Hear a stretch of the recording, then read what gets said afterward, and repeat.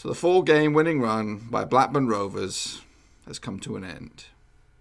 But the 5-game unbeaten run by Blackburn Rovers continues. We'll talk about the latest result between Swansea City and Blackburn Rovers next.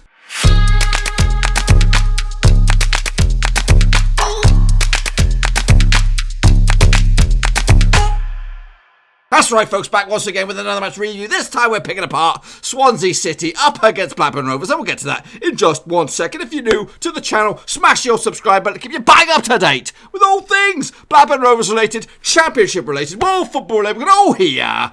Nawaroski, that's right, in a game that had it all. Goals, red cards. That's pretty much it, really. But anyway, let's break it down and take a little look at the match in much more detail now, shall we? It did take place right here at the Liberty. 14,162 people were in attendance for this belter, which saw Big DG scoring his first goal in, 13 games, something crazy like that. Very, very early doors. How many? 4 minutes on the clock. That's right, Big DG opened up the scoring, but it wasn't for long, as up stepped Andre Ayew with the equaliser. Bit of a shambolic bit of defending, or goalkeeping, should I say, from Walton, as you were, from a set piece, free kick, bundled over the line, and Ayew got the final touch on it to make it 1-1. Danny Graham's goal on the flip side, the nice early one, was it was actually, again, a mistake by a Swansea defender. I think Evans with the first touch sets up Armstrong. I think he laid it off to Big DG, put it in the back of the net. No problems there. You set the big man up and he will score. But that was the main drama for the first half, but also a couple of yellow cards that proved to be of interest later. First for Carroll and then for Dack, because in the second half, both Carroll and Dack were sent off. For each complete separate incidents. No Barneys there, just a second yellow for Carroll. I think it was a tackle on Travis, which deemed it was another yellow card worthy. Off he went, and then Daccarino had a little bit of an incident as well, which he had a very early yellow card, which he had to carry through with him until he was actually later sent off, like deep into the back end of the second half. So yeah, both sides ended up with 10 men. It was an opportunity, I must admit, for Rovers to try and take advantage when Swansea were down 10 men, but we didn't have enough time. It was basically, I think, 5 or 6 minutes between the two yellow card, red cards, so we couldn't take full advantage. But anyway, let's take a look at the numbers that matter. Total shots, Swansea had 14 shots compared to Rovers 8. They also bossed possession with 57.4% possession coming through for Swansea, 42.6% for Rovers. Swansea were better with their passes as well, with 85% of all passes reaching their intended target, 78% for Rovers. The amount of corners Swansea had was absolutely crazy, 12 for them, 3 for us. We were more dominant in the air and on the ground with our tackling, so that's one stat that we got in the right direction. It was definitely a below par performance considering what we've been going on recently. Let's take a look at the starting 11s. Here we got Woodman between 6, Bidwell, Horn and Williams, youngster at centre-back. Roberts, Carroll, Grimes, Byers, Ayew on the left, Selina on the right, Surridge up top, who was very much a handful for Rovers all night. And he had a couple of... they actually had one decent penalty shout and one dubious penalty shout, both turned down by the referee. As for Rovers, our lineup was the never changing lineup, but it's going to change next time around. Walter between the sticks, Downing, Lenihan, Adebayo, Nyambe, Travis, Evans, Dack, Rothwell and Armstrong. Big DG up top.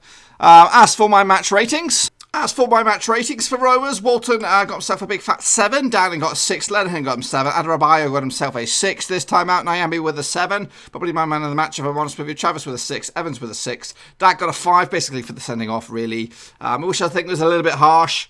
But I'm just going to give him a negative on that one. Rothwell with a 5. He was pretty toothless, if I'm honest with you. Armstrong with a 6. And Big DG gets the 7 for the goal. Obviously, ups his ante a little bit. But yeah, I think it's going to be a few more changes for the game against Bristol City. Some forced, some few due to fitness and all that kind of good stuff. But the unbeaten streak continues. It was definitely a lackluster or at least below par performance by Rovers. But we've got to give Swansea City credit. They are a decent side who are still pushing for playoffs themselves. And this time last season, we got battered 3-1. So we've got to take the rough with the smooth. This is a point in the right direction for me. I think it's a point gained, 2 points dropped for Swansea, if I'm completely honest. Yes, yes, their form was not great, and ours was pretty shit hot, but an away point in Wales, whether it's Cardiff, whether it's Swansea, is always a step in the right direction. Anyway, quick look at the touches. Swansea had more touches than us, 708 to our 570. They had more passes than us as well, 528 to our 403.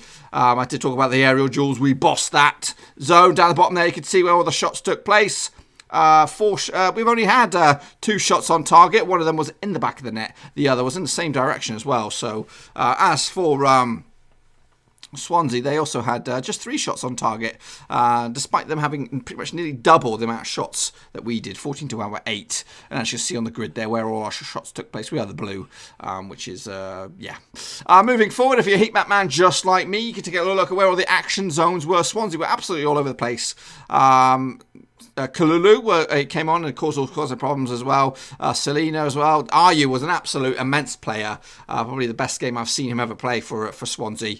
As for Rovers, we just lacked that. Obviously, explosive start to the match, but it kind of fizzled out for us, and I think we just basically held on. In fact, to be honest with you, we were holding on. I think by the final 10 minutes, it was Rovers to lose, or Rovers had probably the better chances to win it, but ultimately we did not. But hey, I'm happy. I'm putting the point in the bag, as Mowbray usually says. I'm going to say it today. Put the point in the bag and move on. What about the fans? What did they say on social media? Well, Chris Moss said this: shit first half, better second, almost nicked it at the end, decent point in the end. No, Dack against Bristol might be an issue. Indeed. Alicia says this: good point. The players gave everything, as you could see at the final whistle, and it's an improvement on last season's result there. Just what I said. Andy Peters said, well, it's not 5 wins in a row, but it's 5 games unbeaten. Hashtag not bad. Adam Metcalf, good points, lads. Oh, good point, lads. Would have lost that game a few weeks ago without a doubt.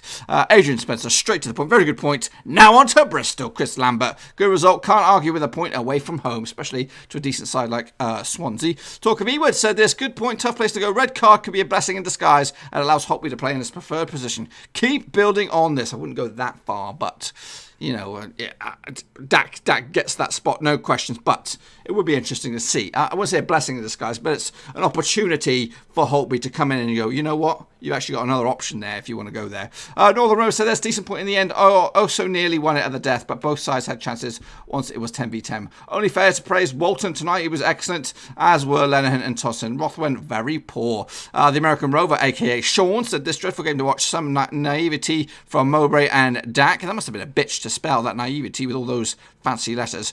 Good point, though, especially since we'll be up against Bristol City without our best player. Appreciate the point. Rest and regroup for Saturday. We need to be better, because on the horizon, it is Wigan as well. Ant Grad said this: 3 points off player spots, 4 points off third place. I'll take that for now. I'm not sure how true that is. We'll take a look at the table in a minute. Good point tonight. This is Mark Whittle. In my opinion, Swansea a difficult place to go at any stage of the season, and it's a place where we would have been beaten comfortably last season, I think. Take the point, put it in the bag, and move on to Saturday. Unbeaten run continues. There's the El Skipper extraordinaire. Obviously, cameo for him today. A good point on the road. Positive start to our 2 away games. Rest up, train up, and prepare for Bristol City on Saturday. Robert K. Howarth, BA. Good point. I would have taken 2 points next. 2 arguably playoff teams we are playing against. We also got Forest 2 coming up. That will be tricky. So it's also quite a few games away. But we can do something. Back to 3 points to 6. Mike Delap said this: a very worthy point for Rovers. I fancied we'd have chucked that a few months ago. Tossin and Lenham excellent again. Kept the discipline during Surridge's endless demands for a drama penalty. Tough match. Rovers not at their best, but defended well. Nyembe Walton also good. Very good, I say. And Maurice Murphy, excellent result away from home. 3 points off playoffs. And as I said, let's make Ewood a fortress and pick up points on the road. Very happy to keep our unbeaten run. Well, that's what the fans have to say. What about the gaffer? Here's his verdict on the match shortly after the final whistle. Would we have taken a point coming away to Swansea before the game? Maybe, but at 11v10, I think there was only going to be one winner, and really frustrating that it felt like the referee levelled the game up a little bit. I'd have to say, having watched Dack's second yellow card, it's unbelievable to think that's a yellow card, because he basically just sticks his backside in to bounce the player as he does every week, dozens of times. But we'll take the point, we'll put it in the bag, we'll move on. Swansea are a good side. You can see, I know they've had problems at home this year.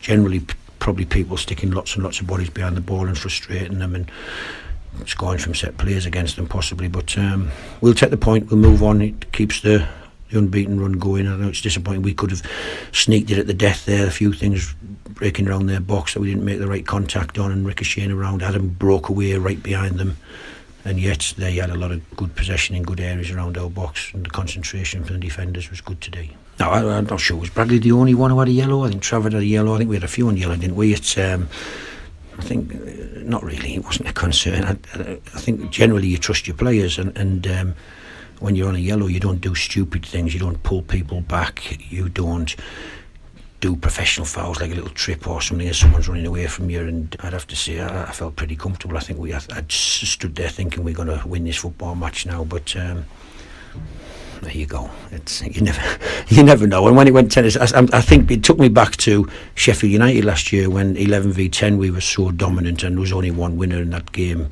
at 0-0 at the time, I think, wasn't it? And we had our man sent off to make it 10v10, and they scored 3 goals very quickly. And my mind went back to that. So because of the swing of the mood, really, from the crowd being pretty sombre, thinking, oh God, are we going to hang on, to, wow, we can win this, it sort of lifts the crowd, that decision, and you have to deal with that. And but yeah, listen, as I said, we're a bit frustrated at 11v10. I think we would have probably won the football match, but let's just say that they are a very good football team, good ball retention, but with a man down they couldn't do that, and we managed to press them. And for that, however long it was, 10 minutes, 15 minutes, where we had an extra man, there was a lot of play around the edge of their box, and I felt the pressure would have mounted and we'd have probably scored with the quality on the pitch. But never mind, this is a long week for us, a lot of waiting around, a lot of travelling, a 6-hour coach journey to get to the hotel, stuck in traffic getting here, got here late tonight as well, and so we'll check that point and move on to Saturday to Bristol.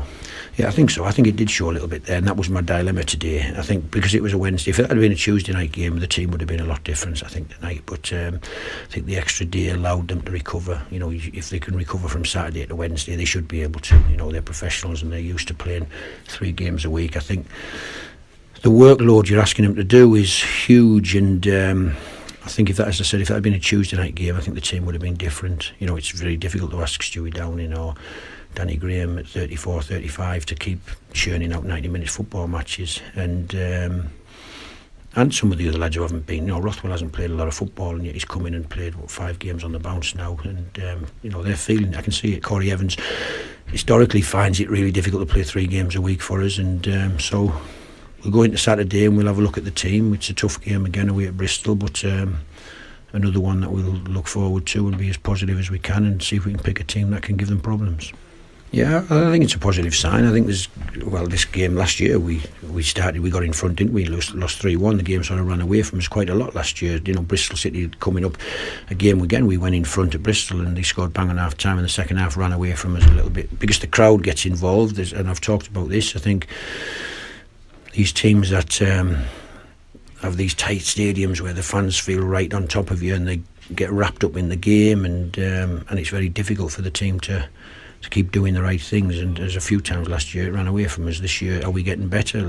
Well, this is a sign tonight of a game that could have possibly got away from us but didn't, and hopefully that's a sign that we're improving. The fact that we've been on a decent run the last month or so is positive signs. Let's just see how far we can take it, really. Another tough game on Saturday, but then 2 home games, I think, Wigan and Birmingham, and so opportunities for us. Let's just keep going and try and stay unbeaten if we can.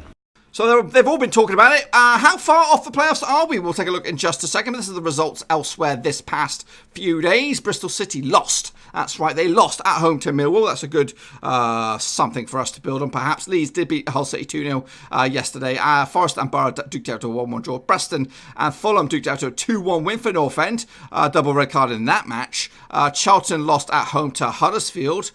Big result for Huddersfield, getting themselves back to winning ways. And same goes for Stoke, 3-0 winners over Luton. Those games were all yesterday. As for yesterday, when I say yesterday, I mean Tuesday. As for Wednesday games, it was West Brom Wigan. Wow. In fact, turn that around. It was Wigan West Brom 1-1 final result there.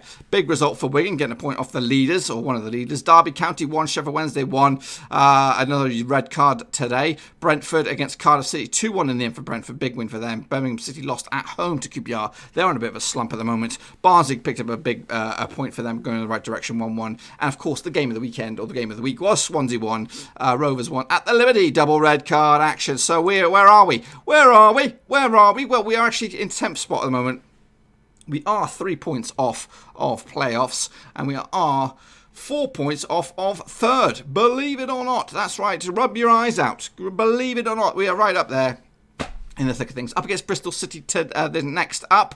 I've got my preview on that coming at you very, very soon. A win for us against Bristol City. I know it's a big win for us. Would put us on 34 points. Bristol City would be on 35. So that's what's on the line for us. But anyway, the situation at the top is Leeds and West Brom completely in control at the moment. 11 points clear of their nearest rivals, which are Fulham in third, Bristol City fourth, Forest fifth, and Preston are in sixth. Down the bottom it's Barnsley, Wigan, and Stoke still going down as it stands. As for today's opponents, Swansea, they're still beneath us with 31 points. We have, I think it's pretty much identical goal difference as well, 0. We've actually just scored more goals than they have, and also conceded more goals than they have, and also won more games than they have. So that puts us in 10th. They're in 11th. Bristol City are in 4th. So what's next on the horizon? Well, Charlton would take on Hull this weekend, kicking us off on Friday night. That's Birmingham West Brom, bit of a derby, that bad boy. That's on Saturday. Barnsley against QPR, Derby against Millwall, Swansea against Middlesbrough. So that's a big one for them. Stoke against Reading, Preston against Luton, Brentford against Fulham, Wigan against Huddersfield, Leeds against Cardiff, and Forest against Wednesday. But of course, the game of the weekend will be at Thrashton Gate, Bristol City taking on Rovers, duking it out with a big potential, hopefully a win for us. It's a tall shot. It's a tall order if we can get the result against Bristol City, but I'm hoping we can at least continue our unbeaten run. That's what I hope. But anyway, what are your thoughts and opinions about the game against Swansea City? Were we hard done by? Were we a little bit lucky? Give me your thoughts and opinions in the old comment section down below. We're doing all again for Bristol City very, very soon, hopefully. Dentist permitting, I might do a watch along on Saturday. The dentist has kind of put a bit of a whack in a lot of things. My live prediction show will not be live. It will be recorded. I'm going to be doing that very early in the morning before the dentist. So make sure you come around and check that sucker out. But for me, I'm over the moon. I'm happy with a point against Swansea. Yes, we did take an early lead. But we also lost Bradley Dack, which could have bitten us in the arse in the end. But I'll take it. I'll take a point. I was going to take a point at the start of the day. So I'm gladly take one at the end of the day. Beggars can't be choosers. I think it's a 0.1 for Rovers, 2 points dropped for Swansea, and it's a point in the right direction. Anyway, folks, let's keep this momentum going into Saturday and beyond. Until I see you all again, make sure you smash that thumbs up, smash the subscribe. I'll be back very, very soon. Till then, we're off skis. Thanks again for watching. Please like, share, and most importantly, hit the subscribe button to keep you bang up to date with all things Blackburn Rovers related, Championship related, football related. We've got it all covered right under one roof. And while I still have you, please be sure to check out some of the old videos scattered along here. I hope.